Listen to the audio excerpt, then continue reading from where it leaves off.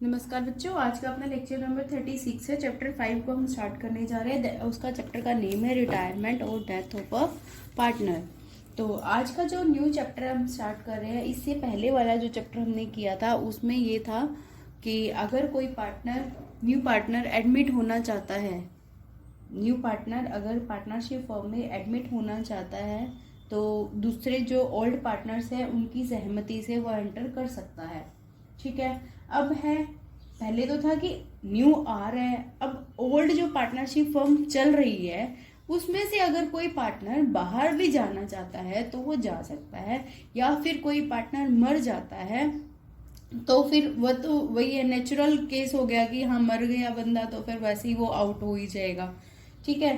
तो अभी आज का जो हम टॉपिक स्टार्ट करने जा रहे हैं उसमें हमारा यही है कि अगर इन केस ऑफ रिटायरमेंट और डेथ ऑफ अ पार्टनर में हम लोग जो ट्रीटमेंट है, गुडविल का वैल्यूएशन, गुडविल की जो वैल्यू है, या फिर जो हमारे revaluation of assets and liabilities है, change in profit sharing ratio है, accumulate accounting treatment of reserves, accumulated profit and losses है, पेमेंट टू रिटायरिंग पार्टनर, इन सब टॉपिक्स के बारे में हम वन बाय वन पढ़ेंगे। ठीक है। आज हम नया जो टॉपिक स्टार्ट करने जा रहे हैं उसका नेम है calculation of new profit sharing ratio. Calculation of new profit sharing ratio. इससे पहले एक बार इसको रीड आउट कर लेते हैं हम। इसमें क्या लिखा हुआ, a partner has the right to retire from the partnership firm. Partner का राइट है कि वो पार्टनरशिप फर्म से रिटायर हो सकता है। इसके लिए उसको क्या करना होगा, जो ओल्ड पार्टनर्स हैं उनको एक रिटर्न तो नहीं, मतलब एक नोटिस देना होता है। वो डिपेंड करता है कि पार्टनरशिप जो डीड बनी है वो ओरल है या रिटर्न है।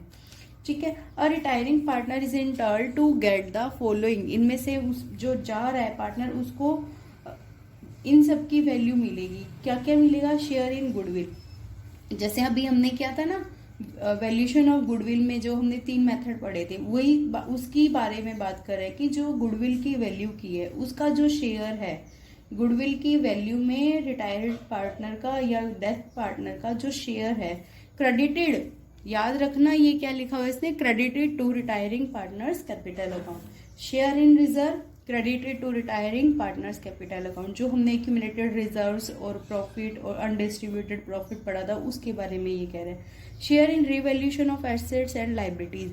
Revaluation of assets and liabilities का हमने रिवैल्यूएशन अकाउंट बनाना सीखा था लास्ट चैप्टर में। Profit is credited to his account, loss is debited to his account. Loss को डेबिट करते हैं जो रिटायर्ड पार्टनर होता है उसकी कैपिटल अकाउंट में, और अगर रिवैल्यूएशन अकाउंट का प्रॉफिट हो रहा होता है तो वो उसके अकाउंट में क्रेडिटेड करते हैं। ठीक है। आज का जो एक टॉपिक स्टार्ट हो रहा है that is calculation of new profit sharing ratio.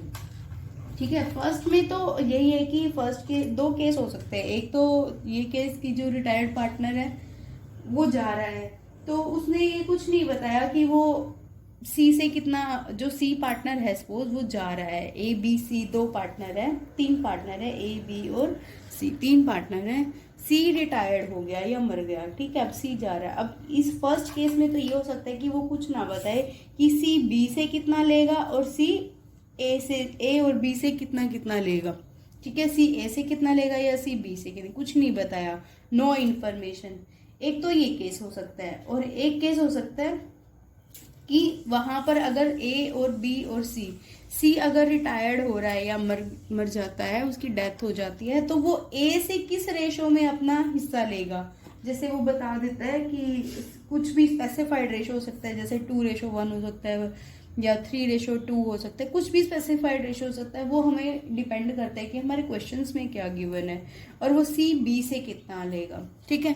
ये डिपेंड करता है आपके पास स्टेटमेंट क्या है। इसमें तो कोई इन्फॉर्मेशन नहीं है कि जो रिटायर्ड पार्टनर है वो ए और बी से कितना लेगा। इसमें स्पेसिफिक रेशो गिवन होता है, स्पेसिफिक रेशो गिवन। ठीक है। हम दोनों ही आज की पढ़ लेंगे।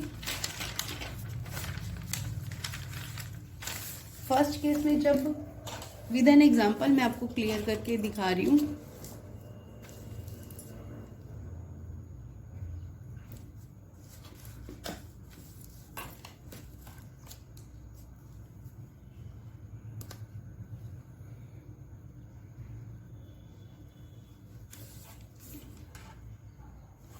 जैसे एक्स, वाई और जेड 3 पार्टनर हैं, इनका ओल्ड रेशो दे रखा है हमें, ठीक है। ओल्ड रेशो कितना दे रखा है? 3:2:1। अब सपोज फर्स्ट केस हमारे पास ये, मतलब फर्स्ट सिचुएशन में ये कह रहा है कि एक्स रिटायर हो जाता है। If X retires then new ratio क्या रह जाएगा? एक्स रिटायर हो गया और कुछ नहीं बताया कि एक्स ने अपना जो स्पेसिफिक रेशो किस किस से लिए, कुछ नहीं कहा, फर्स्ट केस है। तो न्यू रेशो क्या हो जाएगा? वाई और जेड का 2:1। सिंपल, ये एक्स गया, वाई और जेड का कितना बच गया? 2 और 1। अगर वाई चला जाता है तो कितना बच जाएगा एक्स और जेड का? 3:1। जेड चला जाता है तो एक्स और वाई का कितना रह जाएगा? 3:2। सिंपल है ये वाला, तो फर्स्ट केस हो गया हमारा यहाँ पर, ठीक है। अब सेकंड केस में वो क्या कह रहे हैं? एक्स, वाई, जेड, ए, बी, सी 3 पार्टनर हैं, 5:4:3, ठीक है। अब यहां से सी रिटायर हो जाता है, सी रिटायर्ड हो गया और उसका जो शेयर है ना, हिज शेयर, अब रिटायर्ड सी जा रहा है तो ए और बी को तो फायदा होएगा, क्योंकि अब जो पहले प्रॉफिट 3 बंदों में बंटता था, अब वो प्रॉफिट 2 बंदों में बटेगा, ए और बी में बटेगा। तो वो इस केस में क्या करेंगे? जो सी का शेयर है, सी का share was taken by A and be in the ratio 3:2, 3:2 में, ठीक है। वो find out the new ratio. अब हमें इंफॉर्मेशन दे दी कि find out the new ratio. अब पहले ओल्ड रेशियो कितना है? 5:4:3। सी चला गया, उसका जो शेयर है वो ए और बी किस रेशियो में ले रहे हैं? 3:2 में। तो ए विल गेन, अब ए को फायदा होएगा ना, क्योंकि पहले जो प्रॉफिट 3% में बट रहा था अब 2 में बटेगा। तो ए विल गेन कितना करेगा? 3/5 ऑफ 3/5 तो ये हो गया, 3/5 ऑफ कितने का? 5, 4, 9 और 3, 12, 3/12।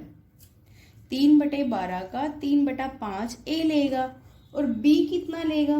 बी विल गेन 2/5 ऑफ 3/12, ठीक है। तो ए कितना ले रहे हैं? 3/5 ऑफ 3/12, तो ये आ जाएगा 9/16। ए पहले कितना ले रहा था? 5/12, अब कितना नया लेगा? 9/60। तो टोटल कितना हो जाएगा? Hence as new share. अब टोटल कितना हो जाएगा? 5/12 तो पहले से ही ले रहा था ए, प्लस 9/60। तो इसको अब जब कैलकुलेट करोगे आ जाएगा 34/60। बी कितना ले रहा है? 2/5 ऑफ 3/12, ये आ गया 6/60। अब बी पहले कितना ले रहा था? 4/12, hence B is new share. B का जो न्यू शेयर है वो कितना हो जाएगा? पहले ले रहा है 4/12 प्लस 6/60 इज इक्वल टू 26/60। अब देखो ए का कितना हो गया न्यू शेयर? 34/60। बी का कितना हो गया? 26/60। तो अब न्यू रेशो तो क्या सी का कैलकुलेट करेंगे? हम नहीं करेंगे, क्योंकि सी तो चला ही गया, सी तो बेचारा रिटायर हो गया। तो ए और बी का जो रेशो हो जाएगा वो कितना होगा? 34/60, 26/60, दैट इज रेशो 34:26। अब ये 2 से डिवाइड हो रहा है, 2 1 जा 2, 17 एंड 13। ये हमारा क्या आ जाएगा? फाइनल आंसर आ जाएगा, ठीक है। बहुत इजी है ये। पहले जैसे हम लोग पहले सेक्रीफाइस रेशो निकालते थे, अब हमें क्या करना होगा? गेनिंग। जो एडमिशन के केस में तो जब नया पार्टनर आता था तो ओल्ड पार्टनर्स अपना कुछ हिस्सा न्यू पार्टनर्स के फेवर में सेक्रीफाइस करते थे। अब केस क्या है कि न्यू पार्टनर जब कोई पार्टनर एग्जिस्टिंग फर्म में से बाहर हो जाता है, रिटायर हो जाता है, तो उसका जो शेयर है वो ओल्ड पार्टनर्स गेन करेंगे, ठीक है। ओल्ड पार्टनर्स अब सेक्रीफाइस नहीं कर रहे, ओल्ड पार्टनर्स अब गेन कर रहे हैं। गेन कर रहे हैं तो अब हमें क्या निकालना होगा? गेनिंग रेशो निकालना होगा। जब कोई पार्टनर अब गेन करता है तो फिर हमें क्या निकालना होगा? अब गेनिंग रेशो निकालना होगा। पहले जैसे हम सेक्रीफाइस रेशो निकालते थे, अब हम क्या करेंगे, वो गेनिंग रेशो निकालेंगे। यहाँ लिखेंगे कैलकुलेशन ऑफ गेनिंग रेशो।